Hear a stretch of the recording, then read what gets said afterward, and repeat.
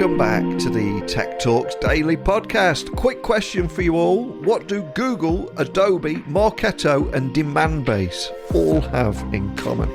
Today's podcast guest, of course, Brewster Stanislaw, and he's currently the Chief Product Officer at Demandbase, but formerly the Director of Product at Google, Head of Product and Strategy at Adobe, and VP of Product and Strategy at Marketo.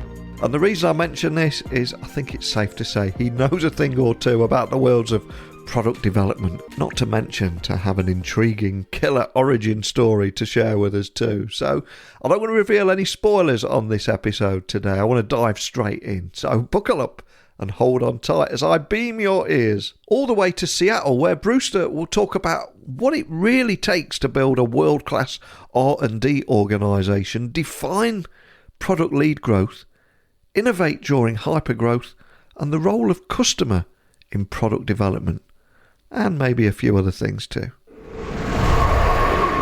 So a massive warm welcome to the show. Can you tell the listeners a little about who you are and what you do? Yeah, I'm Brewster. I'm the Chief Product Officer at Demandbase. Demandbase, we help B2B go-to-market teams maximize their revenue. And in my capacity as Chief Product Officer, I look after product management, user experience, product partnerships, corporate development, and also have a data labs team. Wow. So you spent a lot of plates there. So if I was to take you back in time to try and find out more about your origin story, can you remember where your passion for tech came from, or just a moment that possibly contributed to putting you on this path you're on today? Yeah, well, I actually started my career in finance. I worked on Wall Street, and I found that I was doing a lot more redistribution of value than value creation. And so I actually recklessly quit my job. It's, kind of young in your early 20s, have a nice Wall Street job. People tell you you're crazy. Why would you possibly leave that role? But I was really interested in doing more value creation. And so I became a founder, and, I realized very quickly that I knew next to nothing about how to really build technology products, although I've been passionate about technology as a user for decades. And so that's really, I think, where it started for me, is actually starting to build. So going to hackathons, going to startup weekends, actually having the opportunity to start building things and to be able to create and to be able to see how the things that, that I created alongside other teams helped people, helped change their lives in, either real small ways and sometimes in bigger ways. But that's a really, really rewarding feeling. I think that's, the power of tech is it's transformative for people. It creates value that otherwise doesn't exist in the world. And to me, that's really exciting. It sounds like you found your true calling there. I'm curious, do you ever sit and ponder what could have happened if you chose that other route and ended up on Wall Street life for 10, 15, 20 years, or are you just glad you made the right choice? Well, I'd certainly be clean shaven. So and I think about that. So, luckily I can have a beard. No, I mean, I've thought about it, of course. And I have, of course, many friends who went down on that career path and have stayed on that. So you can kind of have an easy comparable to know what that's like. I would say I've thought about it, but definitely don't have any regrets. Yeah, 100% with you on that. And of course, that path would eventually lead you to Brewster. So for anyone listening, just hearing about you guys for the first time, can you tell me more about the company and the kind of problems you're solving with tech? Yeah, so I think at Demandbase, we've really pioneered the practice of account-based marketing. If you kind of rewind to when the company was founded in circa 2007, right? Big problem for marketers, very focused on lead creation. And if you went to go to talk to salespeople in a B2B environment, they would tell you, hey, we sell to accounts. We sell to all of the people who are part of a purchasing decision in a company.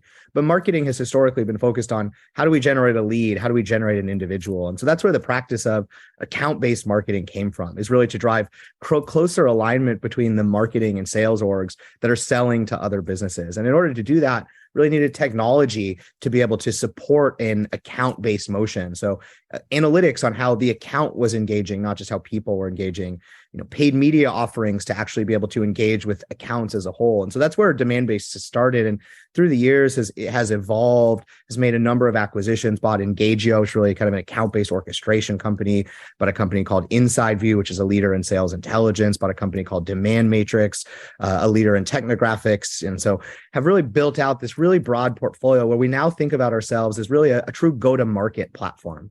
And we kind of think about what is a go-to-market platform, sort of this evolution of an account-based tactic, kind of side by side with people-based tactics, and what we think of as buying group-based tactics, really the kind of the subset of the account that's really responsible for an evaluation and then ultimately a purchasing decision.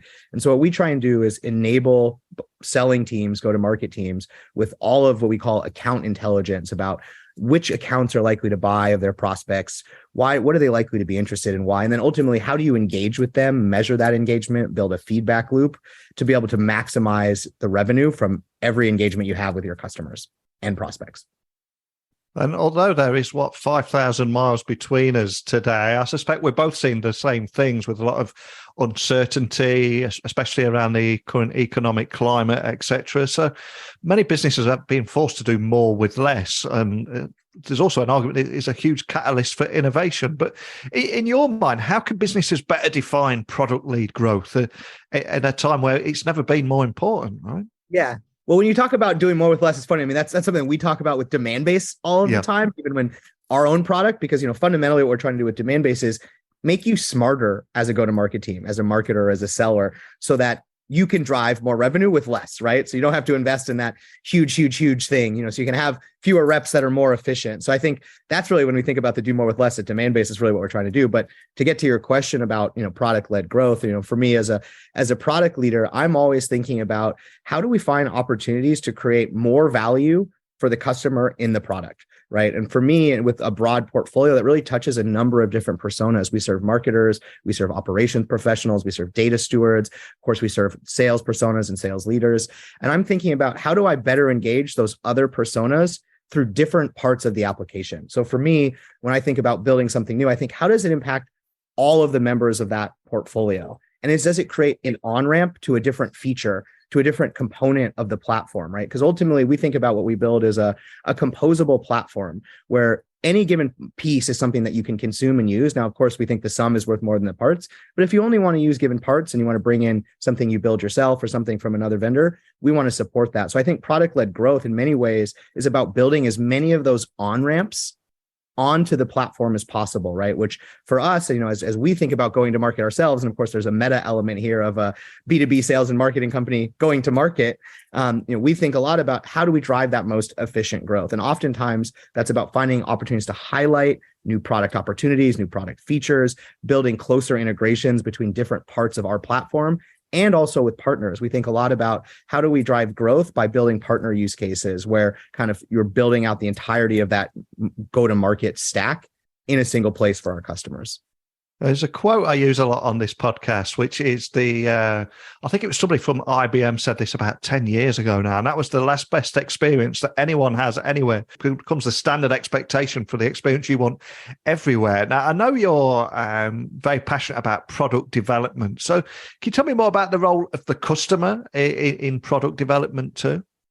Yeah. So I mean, for me, I'm not one for the cult of the visionary in product management or product development. Of course, they're the Steve Jobs of the world. I'm not one of those. For me, where good product development comes from is the deepest possible empathy for the customer. So for me, what are the inputs 1 to 5 when we're building out a roadmap, when we're trying to prioritize? It's the customer, right? And of course, we want to talk to sales reps. Of course, we want to talk to customer success folks, and they're a proxy for the customer, but there's no substitute from hearing deeply from that customer, understanding their pain, understanding their ambitions, understanding their goals. And so that's why for myself as a product org, we actually set an OKR to have our product managers, our UX designers spending 20% of their time as customers. Now, 20% might not sound like a lot, but that's a full day a week, for a team that's also focused on building, that's not kind of focused on selling or supporting the customer. But I really think about, product management as a customer facing function. And it's our job to, as deeply as we can, truly understand those problems of the customers. And I think it's not just to understand, hey, and be an order taker of what does a customer want, right? I'm a big believer in the old adage of faster horses from Henry Ford. And so it's our job is to really understand the problem and to understand the why behind the why. And I think, we oftentimes talk about the 5 whys. For me, it's like, that's insufficient. I want to get to the 12 whys. I want to know what is that deep intrinsic motivation that's ultimately manifesting as a feature request. And I think the more that we understand our customers, the more that we empathize with our customers, the more effective we're going to be at crafting elegant solutions to their problems. So for us, customer input is what drives everything we do, from the very tip of the spear when we're doing discovery around a potential product idea to supporting our products and iterating on what's already in market. And of course, we are at that time of the year where every self-proclaimed futurist and expert is predicting what tech trends are going to dominate 2023. And I know you're passionate about technology too. And rather than ask you to make predictions, I'm curious, are there any tech trends that particularly excite you that you think might develop this year?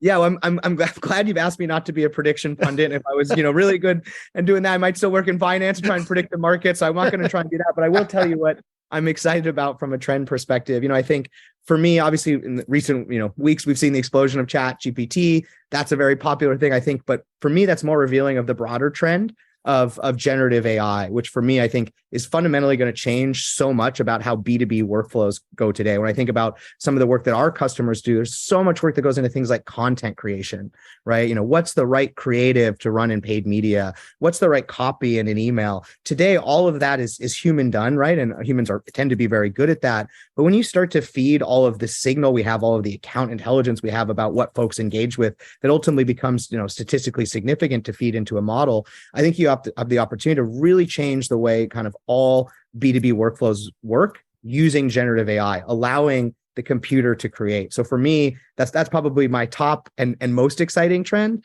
I think another one that I'd cite, especially in go-to-market, is, and this is a continued trend that's been going on, that's been accelerated by COVID and post-pandemic, is really the focus on digital engagement, right?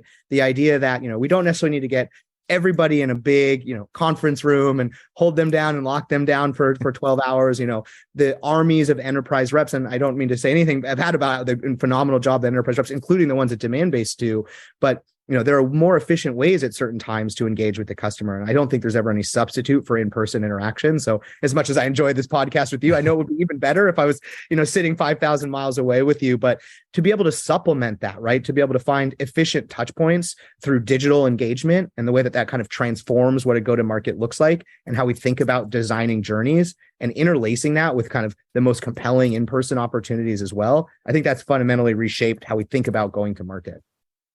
And as I said at the very beginning of the podcast, another big theme at the moment is innovation. And when people are doing more and less, they have to innovate more and think differently more. And a big part of that, of course, is research and development into ideas. So what do you think it takes to build something like a world-class R&D organization? Is there any tips you can share around that? Yeah, well, to go back to your previous question, first and foremost, I think it requires customer obsession. Yeah. I think an R&D org that is truly focused on the customer is always going to be the most successful. There can be a tendency at times for an R&D org to get excited by technology or to get excited by solutions. But for me, the best technology in the world, if it's not addressed at a real problem, it's just a solution searching for a problem. And that doesn't really fundamentally help our customers, right? We exist as an R&D org to help our customers, not to just build, the quote unquote coolest thing. So I think it starts there. Then I think as you're thinking about how to build a great organization, a really close partnership between product and engineering. When I say product, I include kind of user experience in there, and I include, TPM or program management as part of engineering or product. But for me, I really think about product and engineering as two sides of the same coin. Neither can really get anything done without the other. Now, I say that tongue in cheek because it's not really true. Engineering can do something without product. We're worthless without engineering. So really building those really, really close relationships and a healthy push-pull, right? I think it's product's job in many ways to kind of pull engineering, say like, we can do more, we can go further, right? And that's, what's sometimes referred to as scope creep. And there's a healthy tension of that between engineering being able to push back and saying, well, if we do this, this is going to suffer, or we're going to lose out on quality, or, we need to pay down this tech debt. And having, what I describe as a really healthy tension and push pull on that is what ultimately drives velocity and excellence. And I think that's the other thing when I think about how do you drive a really great R&D org, is understanding how do you drive velocity through what you're building. How do you drive predictability through what you're building? And typically I think that comes from really good measurement. So, that comes from a strong program of understanding with clarity what you're building, what the expectations are, what the timing through that is, and measuring that and always constantly improving. I think things like estimation for the work that you do is always really, really challenging. And so your goal is never to be able to be perfect at it. Your goal is just always to be improving. And so when I think about how do we improve as an R&D org, it's to take those metrics and really try and optimize for them. And I think the last thing I'd call out is really having a clear idea of what the outcomes you want to accomplish are. When we talk about roadmaps, we're always talking about what are our North Star metrics for this work? What are the success criteria? Because we don't want to just launch products. We don't just want to launch features. We want to land them. When I say land them, we really want to see what their outcome is, what the output is, what the impact is for our customers and ultimately for us. So whenever we're starting to build work, before we do any of that work, we want to have a clear idea of what the requirements are and what we expect the result to be. Apologies for interrupting the interview, but this podcast is brought to you by Flipper, the #1 marketplace to buy and sell online businesses and startups. So my quick question to you is, do you own or run your own online business? And have you ever considered selling your site, your store, your tech, or your app? Well, with world-class combined matching technology, dedicated brokers, and end-to-end services, all at the most efficient price, Flipper makes selling your online business simple. So to get a free valuation, simply visit flipper.com/techtalks, where each month thousands of online business owners exit with Flipper. Again, to learn more, visit flipper.com/techtalks. But now back to the interview.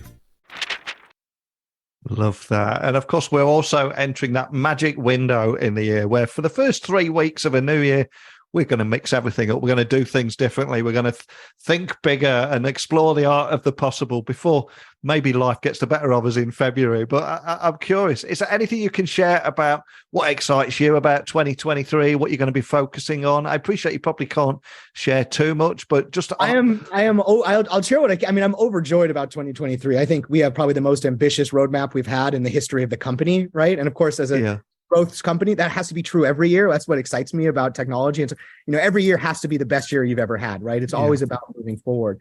So for us, I mean, I talked a little bit about some of that generative AI. You see us kind of do a lot more in terms of inferring things like the buying group, which I think is a really powerful, what will be an object that doesn't exist today, to be able to really understand not just who is the account that's buying, but what are the actual buying centers within that account.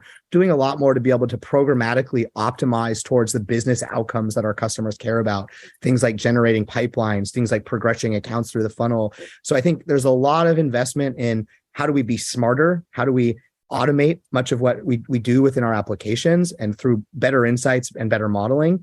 And then two, I think a huge focus on how do we drive the most delightful customer experiences. We're making a lot of improvements, some that kind of are at the Chrome level, some that are under the hood, all focused on, we think about what I call critical user journeys, or what are often referred to as the jobs to be done for customers, the most important things for them to accomplish. We're spending a lot of time and energy to make sure that the completion rates of those jobs, the level of friction of those jobs is absolutely minimized. So a combination of both huge innovation around some of the things we're going to do in ML and AI to unleash all kinds of new features, and then a focus also on the bread and butter of making every customer experience as delightful as it possibly can be. Wow, sounds like an incredibly exciting year for you all. And of course, we started the podcast talking about your origin story. And as we've come full circle, I'm now going to ask you to reflect and look back on your career, some of the decisions you made. And what would you say the biggest lessons that you've learned in your career in tech, just for anyone out there at the very beginning of their career that it could be valuable for? Is there any big lessons that you'd share or pass down to people listening? Yeah, I mean, I think when I started my career in tech, I knew nothing. And what was the problem with that was that I thought I knew something. And I quickly learned I knew nothing. And I think one of the biggest lessons in that is it's okay to know nothing. It's okay to not know. It's okay to not have the answer. The problem, the danger is thinking that you do. And so I think having the humility to be able to say, honestly, I don't know, but I'm going to go figure it out is one of the most powerful things that you can do, for a couple of different reasons. I think one, because it shows and demonstrates self-awareness, right? And two, it gives you a pathway to growth. And three, it gives you a proof point to be able to share, whether it's your colleagues, whether it's your team, whether it's direct reports, your manager, whomever, to be able to show, I can draw a line to where I'm going to go and go accomplish that. So I always encourage folks to be comfortable with not knowing, to be comfortable with not understanding, and then to be able to go learn, to be able to go get better, because I think that's fundamentally what it's all about. If we just think about things on an absolute basis, it can be challenging, right? If we think about it on an iterative basis, and how do we get better day after day after day? I think about the laws of compounding interest. I think the same is true in you're investing in your career in technology. The more that you learn, the more that you grow every day becomes exponentially more powerful over the years of your career. 100%. Fantastic advice. And I cannot thank you enough for spending some of your time with me today. I know how busy you must be right now. So I'm going to see if there's something we can do for you. Now, some of the biggest names in business, VC funding and tech have either been guests or maybe listened to this podcast. So if I was to say, is that a person you'd love to have a private breakfast or lunch with, who would it be and why? And we'll see what we can manifest together today. This might be a tough one, but if you pull it off, I'll be forever grateful, Neil. For me, my hero in many ways is Michael Jordan. Wow. So, I would say a business luminary, not necessarily a tech one, certainly, and, comes from athletics, and I grew up playing team sports, huge basketball fan. And despite growing up in Seattle, where I was a Sonics fan, was really, very much obsessed with Michael Jordan. And what obsessed me so much about him was his will, his grit, his ability to fight through whatever to accomplish the outcome, seemingly above all else. And I think all of this research that's been published about, what's the trait that's most correlated with success in startups, right? Or, in technology, and I think ultimately in technology companies, it's not intelligence, it's not charm, it's not charisma, it's grit, it's will. And I think Michael Jordan, and I know there's some qualms about how the way he kind of works with colleagues. I don't want to say I'm endorsing everything, but I truly admire that dedication to excellence, that grit to be able to go through everything to accomplish whatever that big, bold, audacious goal is. For him, there was nothing short of the best that was acceptable. And I think that kind of drive, that kind of will, that kind of motivation is so inspiring to me that I would love one day to sit down with him and just pick his brain on how to foster that and how to build that and how to maintain it over time. Love that. Well, we'll send that out into the universe. If anything happens, just make sure you let me know. We'll see what we can do there. But before I let you go, for anyone listening, just wanting to find out more information about Demandbase, your work and everything we've discussed today, what's the best starting point for everything? Demandbase.com. There you can kind of find all of the content about how to do account-based marketing or account-based experiences, kind of learning more about our sales intelligence offerings, our data offerings, our advertising offerings. So you can kind of go learn everything there. I think that's the best place to go, or, always feel free to reach out to me, and I'm happy to share more about what we do. Awesome. Well, again, thank you for coming on today. Love chatting with you about what it really takes to build a world-class R&D organization, defining product-led growth, innovation during hypergrowth, the role of a customer in the product development, and so much more. But more than anything, for sharing your personal origin story there and that career pivot in your early 20s to bring it all to life. So just thanks for sharing that with me today. Thanks for having me. It's been great. It's been had a wonderful conversation, and excited for the new year.